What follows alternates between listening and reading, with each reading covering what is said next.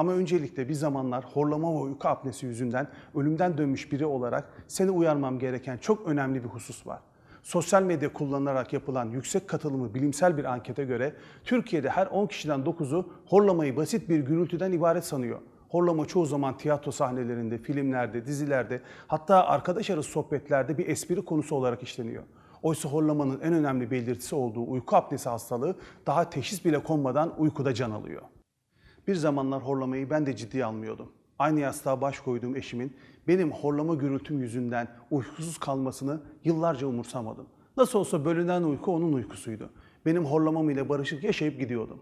Ne bencillikti ama, değil mi? Umarım sen de aynı hatayı yapmıyorsundur. Neyse, zamanla iş basit bir horlama olmaktan çıktı. Karım nefes almadığımı görerek beni sık sık "nefesin durdu Cemal" diye uyandırmaya başladı. Bazen ben de kendimi gecenin bir yarısı soluk soluğa kalmış buluyordum. Sabahlar uyandığımda sanki bütün gece beni dövmüşler gibi bir baş ağrısıyla uyanıyordum. Akşam saat 10'da yatar, sabah 6'da kalkarım. Yıllardır bu böyle. 8 saat uyurum. Ama artık sabahlar uyandığımda hiç dinlenmiş gibi olmuyordum. Ve bir 8 saat daha uyuyabilir hissediyordum kendimi.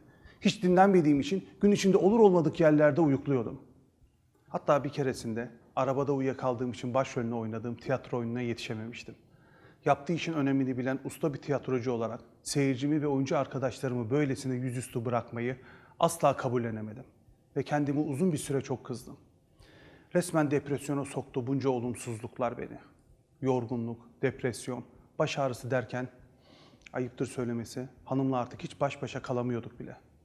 Neredeyse beni mesleğimden, hatta evliliğimden edecek olan bu horlama sorunu için doktora gittiğimde her gece ölüm riskiyle yatağa girdiğim gerçeğini öğrendim.